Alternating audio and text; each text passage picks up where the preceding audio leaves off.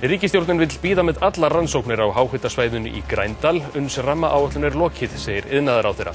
Bæjarstjóri Hveragerði segir bæjarbúa ætla að berjast gegn öllu raski á svæðinu.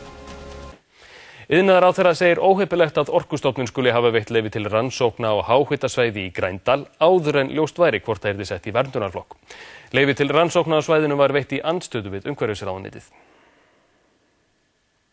Náttúrufræðistofnun Íslands hefur sagt svæðið í og við Grændal hafa verndargildi á heimsvísu. Það vakti því sterk viðbrögð þegar Orkustofnun veitti fyrirtækinu Sunnlensk Orka ehf. Rannsóknarleyfi hér í Grændal. Sunnlensk Orka sótti leyfi til rannsókna sem meðal annars fel í sér borun holu í tengslum við hugsanlega vinnslu jarðhita í og við Grændal sem er rétt ofan við Hveragerði. Áður höfðu umsagnaraðilar svo sem Umhverfisstofnun, Umhverfisráðuneytið, Skipulagsstofnun og sveitarfélagið Ölfus lagst gegn rannsóknarleyfinu. Bæjarstjóri í Hveragerði segir baráttuhug í bæjarfólki.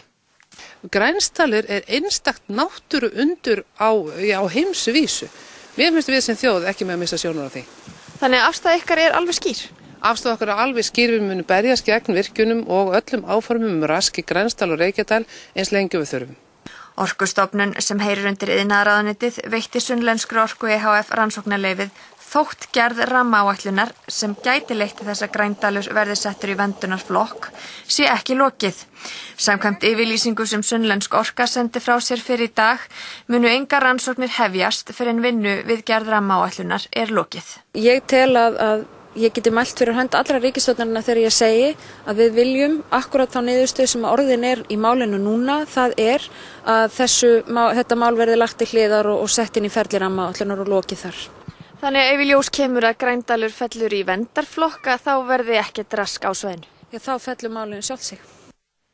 Umhverfisráðherra gagnrýnir harðlega þá ákvörðun Orkustofnunar að veita Sunnlenskri Orku rannsóknarleyfi í Grændal í Ölfusi. Orkumálastjóri ætti að taka þátt í starfi rammaáætlunar í stað þess að koma því í uppnám. Veiting Orkustofnunar á rannsóknarleyfi í Grændal í Ölfusi til fyrirtækisins Sunnlenskrar Orku hefur vakið sterk viðbrögð. Síðdegis í gær sendi Sunnlensk Orka frá sér yfirlýsingu að ekki yrði farið í rannsóknir á svæðinu fyrir en vinnu við rammaáætlun væri lokið. Rannsóknarleyfið var veitt í andstöðu við umsagnaraðila svo sem Umhverfisstofnun, Skipulagsstofnun, sveitarfélagið Ölfus og Umhverfisráðuneytið. Umhverfisráðherra er ekki sátt við þetta. Nei, náttúrulega engan veginn, það sem liggur fyrir að Orkustofnun er að gefa þarna út rannsóknarleyfi þvert á ábendingar og umsagnir allra eftir því sem fær best séð og ég skil ekki og hef ekki séð á hvaða forsendum bæði pólitískum og faglegum stofnunin getur gert það og verið þar með algjörlega úr samhengi við veruleikann á allan hátt.